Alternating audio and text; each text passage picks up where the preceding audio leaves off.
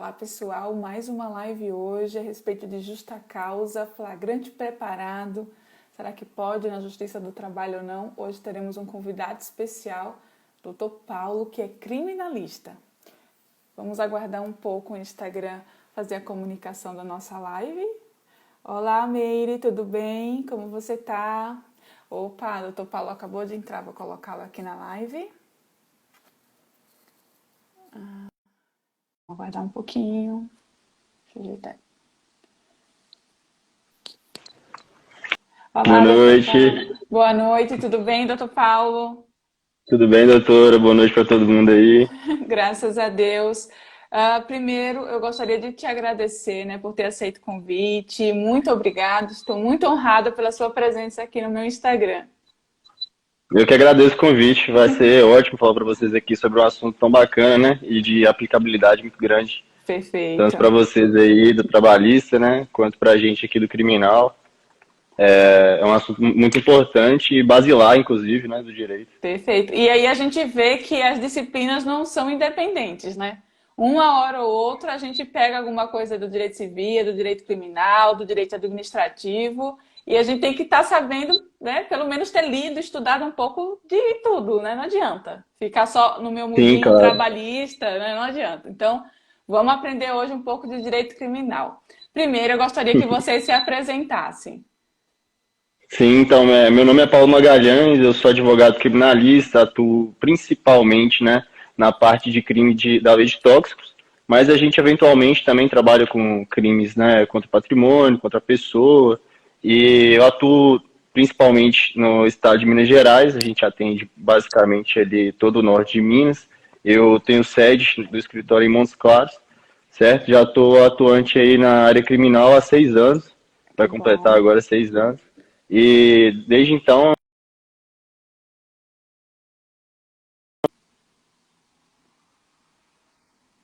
deixando de estudar também, né, É. questões relativas às outras áreas do direito, porque o bom profissional tem que ter uma base, né, de todas as áreas que a gente está vendo aqui agora, para poder, né, ter essa interação aí entre as matérias. Entre as matérias, perfeito. E aí tá aqui colocando, olha, o Melo falou aqui, mais um mineirinho. Ó, provavelmente é de Minas. Minha professora Ana Campina, um abraço, minha querida, saudade de Portugal, uma pessoa extremamente inteligente. Doutora, sensacional, muito bom. Fernando aqui, Glaucio, pessoal, sejam bem-vindos. Querendo lá do escritório. Ah, é Fernando, tudo bem? Um prazer, Washington, João. Pessoal, muito bom tê-los aqui. Vamos começar hoje falando sobre flagrante preparado. Mas antes de tudo, eu gostaria de te perguntar se já teve algum caso que você pegou no escritório que tinha ligação com o direito do trabalho, a área criminal, né? Sim, sim. Volta e meia a gente acaba, né, se deparando com situações em que as pessoas acabam sendo acusadas, né, de cometer crimes ou efetivamente cometem crimes no exercício do seu labor ali, né, no exercício da sua profissão.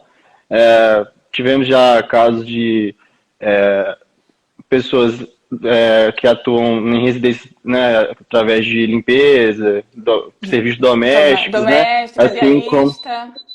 e isso, assim como também atendentes em supermercados, né? Pessoas que trabalham ali, lidando com dinheiro ali, né? Toda hora. Então, caixas, pessoas ligadas ao financeiro, a gente teve, sim, experiências com pessoas nesse sentido, sim. Ai, nossa, mas é clássico. Olha, caixa é um clássico de furto. A questão também do pessoal que trabalha com entregas de carnes, olha o preço que tá a carne, né? Então, os Sim. entregadores de picanha, de vez em quando, faltam a caixa, assim, do nada. Comida também é coisa que o pessoal furta muito. E aí a gente volta. Eu queria que você explicasse um pouco o que seria o furto, o que seria uma tentativa de furto, qual a diferença, como funciona. Certo. Primeiro, assim, a gente tem basicamente ali que a gente lida mais crimes contra o patrimônio, roubo, furto, apropriação indébita, né? Tá, Então eu queria estabelecer ali já aqui desde agora uma diferença entre os três, bem básicas, né? perfeito.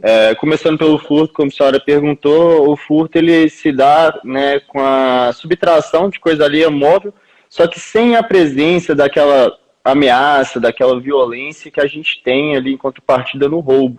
Então, não quer dizer que a vítima ela não vai estar olhando e não vai estar vendo aquela subtração acontecer, mas para que aquela subtração ocorra, não efetivamente foi usada a questão da violência nem da grave ameaça. Agora, no que diz respeito ao roubo, como eu já mencionei, né, tem essa presença da violência, da grave ameaça, como forma de coibir, né, a vítima a entregar o bem ali até a inversão da posse. Então não E, por sua precisa, vez, perdão. Então não precisa ter sido com uma faca ou com uma arma para ser roubo. Se eu tento, sei lá, te agredir de alguma forma e tomar a força, isso seria o roubo. sim, sim. Ali você empregando uma violência ou uma ameaça, inclusive a ameaça não precisa nem ser de maneira direta, não. Às vezes, por exemplo, a pluralidade de agentes já se dá, de certa maneira, uma ameaça. Então, vamos supor ali que pega 5 pessoas ali para subtrair o celular de alguém, a própria pluralidade de agentes já determina ali, né, essa questão da ameaça. Então o famoso arrastão, né? Aqueles arrastões que a gente Exato. vê de praia, então seria roubo mesmo. Mesmo se estando Sim. sem arma, sem nada. Tá. Sim, agora no caso do furto já é uma situação ali mais, entre aspas, tranquila, né? Porque não tem o emprego dessa violência, dessa grave ameaça. A senhora perguntou a respeito da tentativa, né? A tentativa, inclusive, já foi discutido bastante a respeito desse momento da consumação do crime contra o patrimônio, né? E aí ficou definido, então, que por mais que, às vezes, a posse ali do agente, né, do crime, não foi tranquila e desvigiada, né? Por exemplo, houve uma perseguição posterior ali à prática do crime e a todo momento estavam ali na vigilância dele, mas ainda assim se consumaria, né, o crime com essa inversão da posse, por mais que não fosse tranquila. E a tentativa, por sua vez, é naqueles casos em que, por circunstâncias alheias à vontade do agente, né, não foi ele que decidiu não continuar no crime, mas por circunstâncias alheias ele acaba não conseguindo, né, perpetrar a ação. Por exemplo, alguém que entra na sua residência, é o momento ele que está cometendo um furto, você o surpreende e acaba em disparada carreira e você não consegue, ele não consegue Concluir, essa né? inversão da posse. Isso, exatamente. Tá. E a E para finalizar da questão da apropriação indébita, né? Então, nesse caso aí, são aqueles momentos em que o agente, o agente do crime, ele já tinha em momento anterior, por algum motivo, a posse do bem, a sua vigilância ali, e em determinado momento ele passa então a agir como se dono fosse, né? Como se tivesse realmente a propriedade daquele bem, e aí a partir dali começa a cometer o delito. Então vamos lá. Na sua opinião como criminalista, vamos para situações trabalhistas. O caixa, que tem, eu não sei se você entende que ele tem a posse do dinheiro naquele momento. Se ele pega o dinheiro do caixa, o caixa basicamente é dele, ele tem que prestar conta no final do dia, mas durante o dia ele pega o dinheiro e guarda e vai embora com aquele dinheiro. Isso é um furto ou isso é uma apropriação indébita? Isso aí é um furto, né? Porque apesar de ele estar ali lidando diretamente com o dinheiro, não necessariamente ele está ali na posse específica daquele dinheiro ali, né? Ele está ali na vigilância, mas seria furto porque aquele bem ali é do supermercado, do mercado, do estabelecimento comercial. E que estava dentro do estabelecimento. Então, por estar dentro do estabelecimento, você entende que não seria uma apropriação indébita e sim um furto. Um furto. Vamos lá, outro caso. Teve um carinha do RH, do TI, que pegou um computador de um advogado para formatar. Nunca mais devolveu. Correto. Isso é um Aí, furto nesse ou caso, apropriação? especificamente, aí seria uma apropriação indébita. Percebe que, nesse caso, a diferença gritante entre os dois é que, no furto, há a subtração efetiva. Já na apropriação indébita, o agente ele não subtrai, ele já estava com a coisa, né? E ali, a posse dele era uma posse mansa, uma posse permitida ali, uma posse até então lícita, né? Mas a partir do momento que ele, então, decide ser dono e passar a não querer devolver, né? Então ele antes não subtraiu, ele teve ali de livre e espontânea vontade, entregaram para ele a coisa, né? Ele estava ali naquela posse e aí depois ele decide ser dono. Já no furto não, ele vai lá e, por exemplo, pega o notebook que anteriormente não estava com ele sem autorização do dono, né? Então Entendi. é uma situação bem diferente. Então, esses casos que as pessoas pegam as coisas emprestadas e não devolvem, seria basicamente uma apropriação indébita. Ou não? Exatamente. Furto de livro, né? Que é o que mais acontece. A gente empresta livro, nunca mais devolvem. E quando devolve, devolve daquele jeito. Então, essa basicamente seria a diferença entre um e outro. E aí a gente parte para a questão do flagrante. Tá até um rolo na língua. Certo. Flagrante. Vamos lá. O que seria o flagrante? Então, o flagrante, né, de maneira bem simples, é aquele momento em que a pessoa ela é surpreendida cometendo um crime, ou então logo após cometer um crime, né? Então, assim, já vem falando ali no artigo 302 do CPP, que fala que considera-se quem está em flagrante delito aquela pessoa que, inciso 1, está cometendo a infração naquele momento, né? O 2, acaba de cometê-la. 3, é perseguido, né, após cometer, que faça presumir ali, por exemplo, numa situação de perseguição, que ele é o autor da infração. Por exemplo, sumiu ali alguma coisa, você olha pro lado, vê o cara correndo, correu atrás ali e tudo, né, depois de um tempo perseguiu, pegou, ainda assim ele estaria em situação de flagrância. E, por fim, também aqueles casos em que logo depois do cometimento do crime, momentos depois, a pessoa é flagrada com aquela res furtiva, né, com aquele resultado do crime ali, na posse dela. Então, esses são os casos de flagrante delito. E aí vem do latim que é flagrare, que é queimar, né? Aquele crime que ainda queima, ainda está quente ali, perceptível, né? Então, isso que é o flagrante delito. Perfeito. E, no caso, o flagrante, ele aumenta a pena? O caso também do crime cometido na empresa, tem algum tipo de aumento de pena no direito criminal ou não? Não, na verdade, a gente tem basicamente algumas situações aí de exasperação de pena, mas quando os crimes são cometidos contra a administração pública e tudo mais, entendeu? Em situações comuns, é um crime comum e se aplica em situações mesmo que no âmbito do emprego ali, do trabalho da pessoa efetivamente, entendeu? E você já defendeu alguém que foi acusado, né, de ter feito alguma coisa, assim, algum furto dentro da empresa? Sim, sim. A gente já teve um caso específico, uma vez, de um atendente de caixa do supermercado, né? Que, segundo relatos lá dos funcionários da gerência, ele já estava sendo monitorado há algum tempo, com suspeitas de que estaria subtraindo tanto questões de valores de dinheiro, quanto também alguns objetos lá da empresa.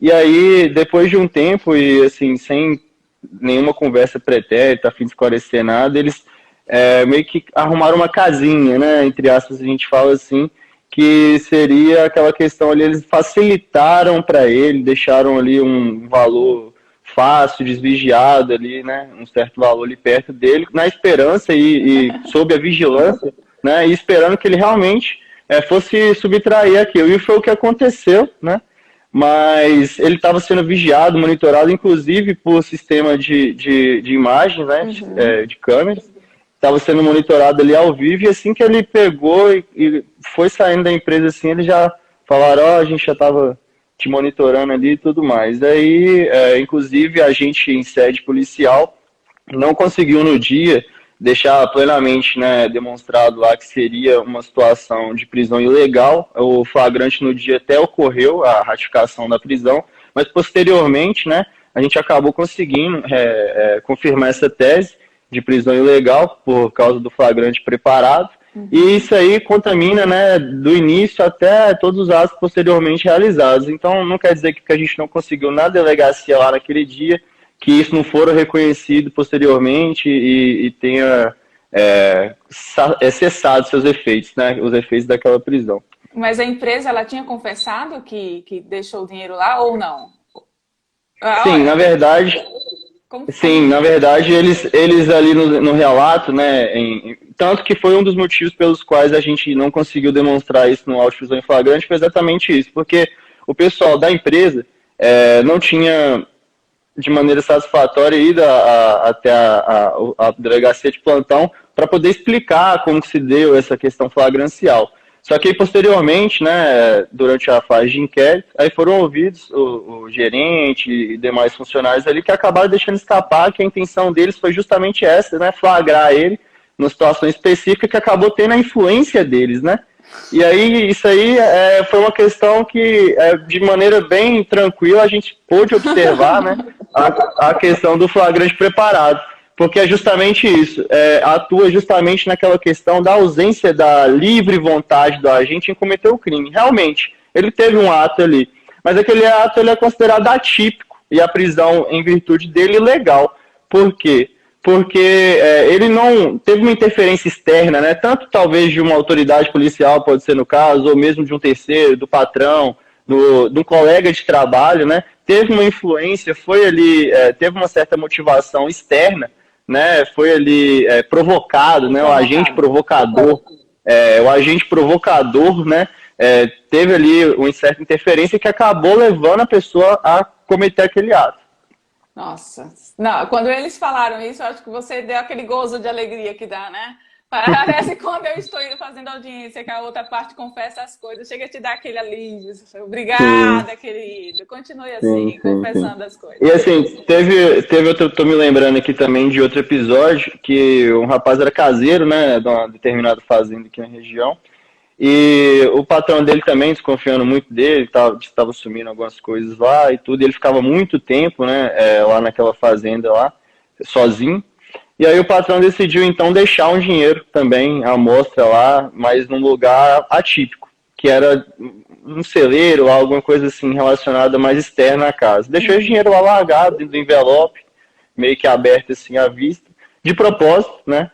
A fim de testar ali, entre aspas, seu funcionário, O caráter. e que efetivamente também acabou pegando esse envelope, e aí nesse momento eles chamaram, já estava ali meio que avisado ali alguns policiais, que inclusive eram amigos do patrão do agente, né, do acusado, e aí foram lá efetuar essa prisão, mas aí nesse dia em especial a gente conseguiu, né, demonstrar essa questão lá da ilegalidade também da prisão. Isso aí já em sede policial. Foi um procedimento mais Nossa. tranquilo, porque eu acho que no dia o patrão mesmo dele ficou meio sensibilizado, falou, pô, e aí começou a querer explicar as coisas melhor, entendeu? Nossa, mas que situação, né? E nestes casos assim de furto, a pena, a pessoa fica presa só se for flagrante, é isso? É assim que funciona?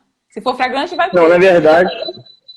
na verdade, a questão do furto, né, em delegacia ele pode muito bem ter a possibilidade de arbitramente fiança, né, naqueles casos em que o furto se dá de forma simples, porque se ele é um furto qualificado, aí o delegado ele já não tem mais aquela opção de, em sede policial, estabelecer uma fiança, aí só o juiz poderia, né?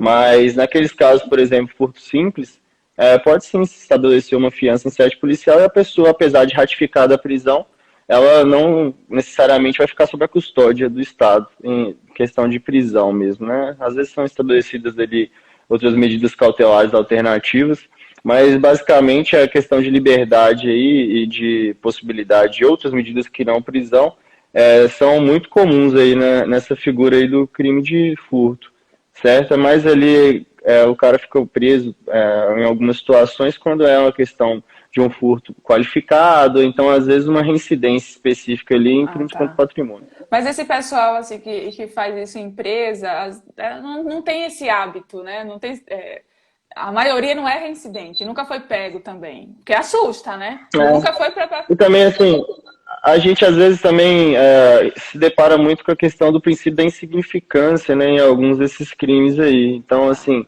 às vezes a conduta ela pode ter sido típica do ponto de vista da legalidade do flagrante e tudo mais, não aconteceu a questão que a gente está discutindo aqui, por exemplo, flagrante preparado, mas ali na frente é considerada atípica da mesma forma em virtude da ausência de lesividade, né, ao patrimônio a um bem jurídico efetivamente, que é o que o direito penal busca combater, né? As lesões aos bens jurídicos tutelados pelo Estado. Alimentos, costuma ficar preso? A pessoa costuma ficar presa ou entra na questão do princípio da insignificância?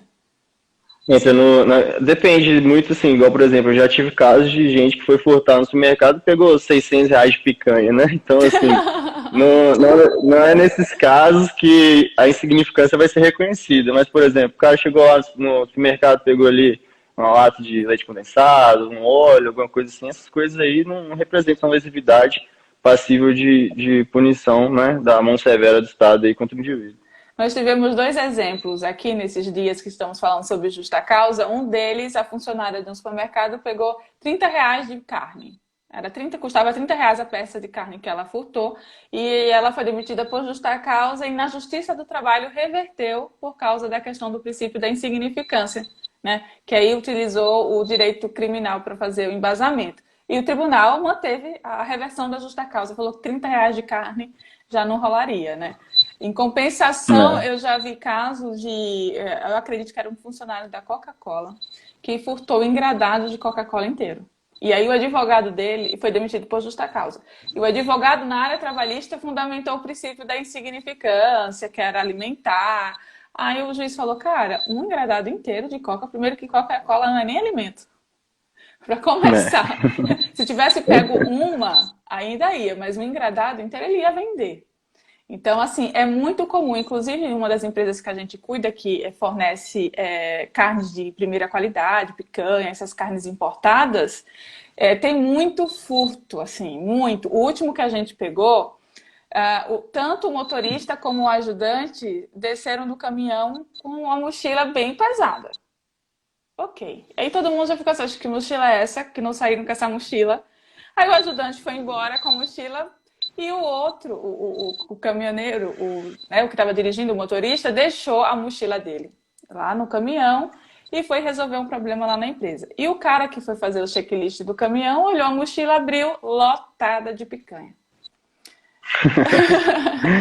E ainda deixou lá. E aí o quê? Justa causa nos dois, né? Neste caso não reverteu, porque era uma mochila lotada de picanha e depois, nas investigações, o pessoal contratou um advogado criminalista e teve investigação. Eles estavam vendendo, inclusive, para a vizinhança inteira a carne. Então, já vinha de tempo esse furto, né? Que é um absurdo. Então, foram demitidos por justa causa e acusados criminalmente. Nestes casos, eu preciso contratar um advogado? Por exemplo, eu tenho um funcionário, a minha empregada furtou joias. Eu fiz um boletim de ocorrência. Como é que funciona isso? Então, nesses casos aí dos crimes contra o patrimônio, né, são necessariamente aí de ação pública condicionada a incondicionada. Então, assim, por exemplo, tem a notícia crimes, né, do fato delitivo ali, e o Ministério Público, a partir daquele momento ali, depois de todos os elementos informativos recolhidos, ele vai decidir se ele processa ou não a pessoa através do oferecimento da denúncia. Nesses casos aí não são crimes de ação privada, né? São crimes de ação pública e incondicionada. Então, assim, você não necessariamente vai oferecer uma queixa-crime, né? Vai, na verdade, ter uma denúncia Uma contra a denúncia. pessoa através do promotor. Entendi. E nos casos de ofensa verbal, assim, de injúria, calúnia, precisa ter um Aí, nesses advogado? casos, crimes contra a honra, aí você vai oferecer, então, uma queixa-crime, né? E aí, nesses casos, sim, você vai fazer através de advogado. Porque só o boletim de ocorrência não vai adiantar nada. Na verdade, tem a maioria desses casos aí de crimes contra a honra são termos circunstanciais de ocorrência, né? Não existe nem essa questão da figura do inquérito.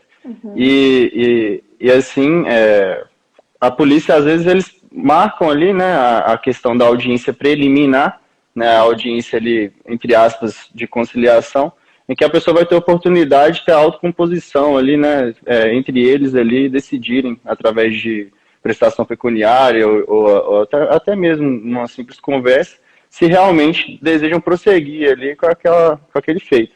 E aí, não tendo essa possibilidade, né, de compensação ali nessa primeira fase ali de audiência preliminar, aí o juiz vai intimar, né, o ofendido para que apresente no prazo legal a queixa-crime, né, que seria ali no prazo de 6 meses do cometimento.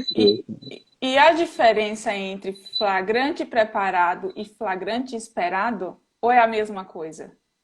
Não, na verdade existem alguns autores, né, que consideram como se fosse a mesma coisa.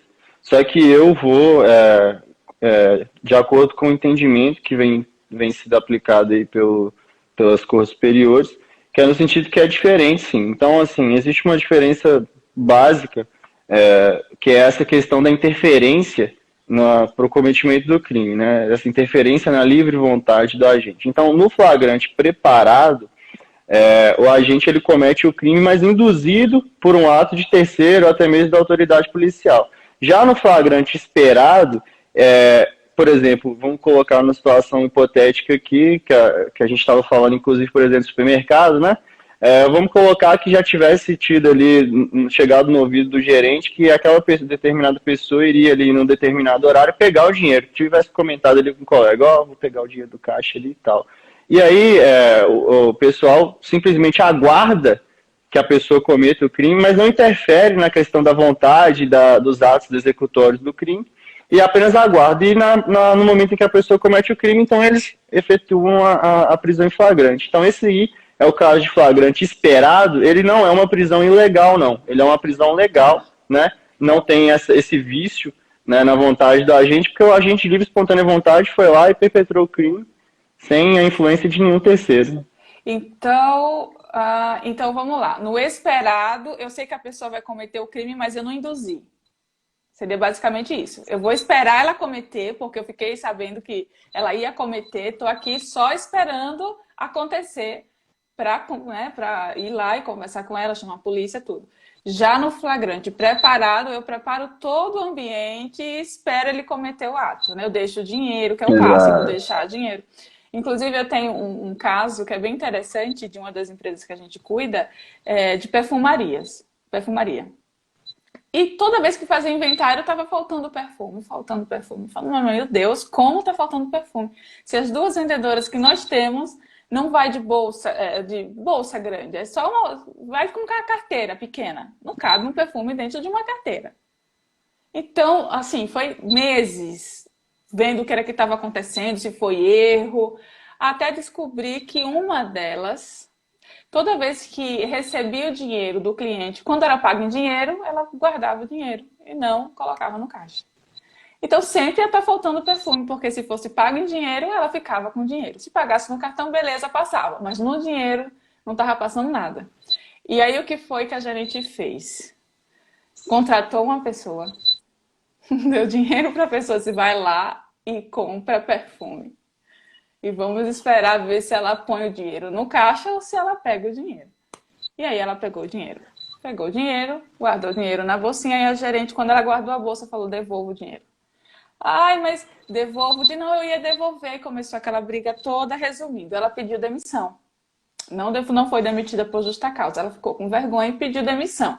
E aí restou a nossa dúvida, né? Será que flagrante preparado, porque nesse caso ela preparou o flagrante, né? No criminal não seria aceito, correto? Na verdade, igual a senhora disse aí, ela pediu que alguém simplesmente fosse comprar, né? Uhum. Mas não necessariamente ela facilitou nada com relação à conduta. Eu acredito que isso aí cabe uma certa discussão, porque se eu tivesse, por exemplo, numa situação assim, que, igual eu expliquei, né? Você deixa o agente ele à vontade para cometer o crime, estimula ele ali de alguma maneira a cometer o crime, tudo bem. Aí é um caso de flagrante preparado, né? Inclusive, flagrante preparado, você vê ali, primeiro a questão da impossibilidade de concretizar o resultado, porque ela nunca vai conseguir sair dali com o produto, né? Em virtude justamente da vigilância, e também a interferência, né, do terceiro ali nos atos ali executórios e tudo mais. Agora, com relação a essa questão aí que a senhora me falou, tem que analisar melhor o conjunto probatório a fim de definir se realmente houve alguma ação ali por parte da empregadora que estimulou ela a cometer o crime, ou simplesmente ela, ao prestar atenção, percebeu ali, e sob a vigilância, de que ela cometeria um crime, mas assim, a livre e espontânea vontade dela. Então, nesse caso aí, pelo que eu pude perceber no relato breve, foi que ela, de livre e espontânea vontade, subtraiu, e não necessariamente foi induzida, né? Ela não necessariamente foi induzida. Porque a questão, justamente, dessa não possibilidade de produção do resultado, não necessariamente por si só gera a questão do flagrante preparado, não. Porque no esperado a gente também tem, né? Só que em algum momento ali no esperado, aquilo ali poderia se concretizar. E aí tem que ver essa pergunta, né? Se a funcionária teria ou não a possibilidade de sair dali com essa res furtiva, né? Com esse produto do crime. Então, assim, de uma maneira mais complexa, eu acredito que daria para poder falar, inclusive, assim, em flagrante esperado e não preparado. Olha, então vamos lá. Direito é lindo, né? Tudo depende. O que parece que não é. Então, assim, eu achei que era flagrante preparado. Eu falei, pelo amor de Deus, né? Flagrante preparado, estamos ferrados. E ela pediu demissão, pediu. Então, beleza, né? Beleza, você não demitiu por justa causa, porque neste caso, como ela estava furtando dinheiro, daria justa causa tranquilamente e de forma imediata. Passamos por isso. E aí, foi que eu comecei a fazer a pesquisa. Gente, o que é que o direito do trabalho fala a respeito disso? Basicamente, eu não achei nada. Porque o pessoal do direito do trabalho não entende absolutamente nada do direito criminal. É uma confusão de furto com roubo, com tudo misturado, o que dirá flagrante preparado. Então, assim, eu consegui achar apenas uma jurisprudência e naquele caso eu vou ler aqui para vocês de forma bem breve, né? De acordo com o entendimento deste relator, o fato de o flagrante haver sido preparado pela demandada, cuja análise de licitude foge à competência dessa justiça especializada, então ele já falou, cara, se é lícito ou se não é, já não é mais comigo, isso é com direito criminal. Né? Como acusa o autor, não descaracteriza a irregularidade da conduta do trabalhador. Neste caso aqui, era a questão da concorrência desleal. O cara estava afastado, com contrato suspenso, e estava tentando pegar os clientes do patrão.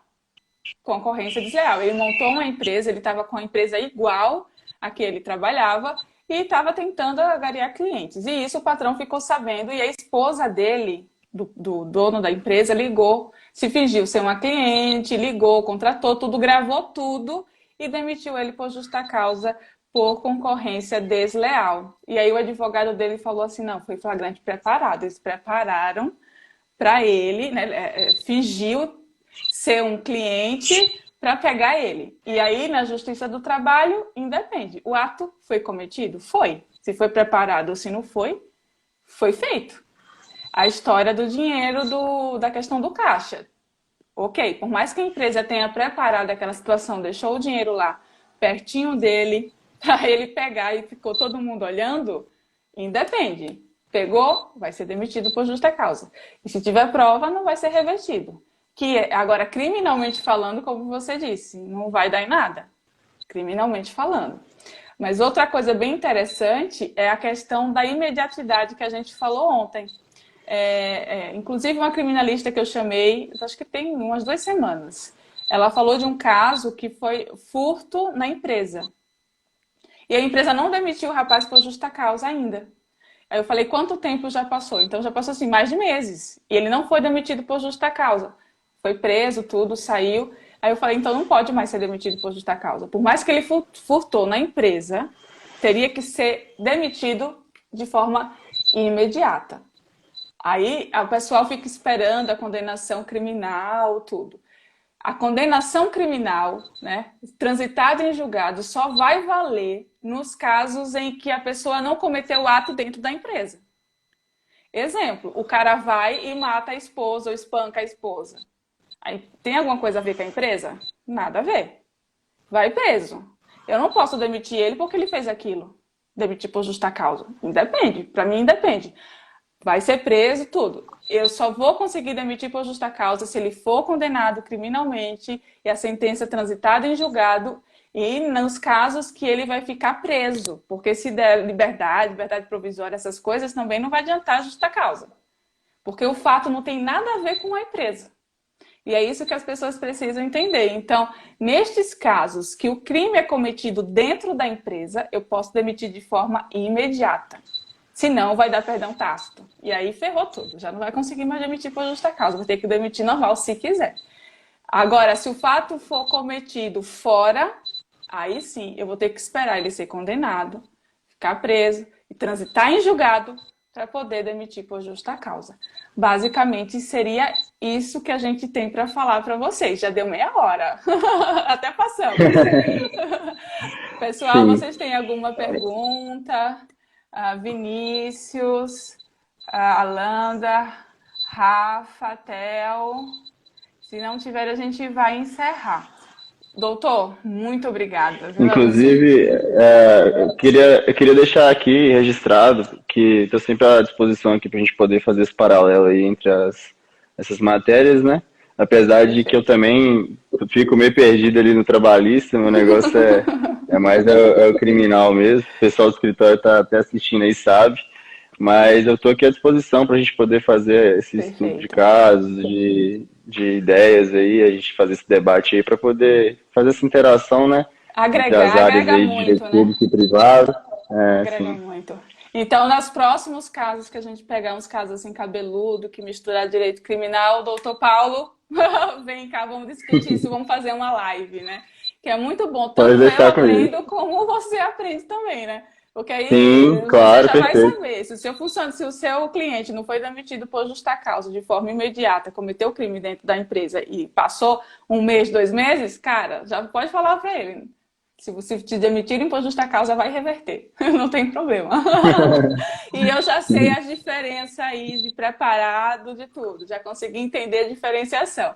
Então foi muito legal a sua participação, doutor. Muito obrigada mesmo. Estou muito feliz. Foi Obrigado, assim, doutora. Queria deixar aqui, desculpa aí qualquer erro, qualquer dúvida que imagina. tiver aí, pode mandar mensagem. A gente está sempre aberto à discussão aí. Muito obrigado, viu? E em breve aí também, dependendo aí, eu vou buscar um assunto aí ligado aí às duas áreas para a gente poder debater também no meu dia, Sensacional, viu? sensacional. E eu topo. Obrigada. Obrigada, pessoal. Um abraço. Um ótimo final de Um semana. abraço, gente. Tchau, Boa tchau. noite. Tchau, Boa tchau. noite.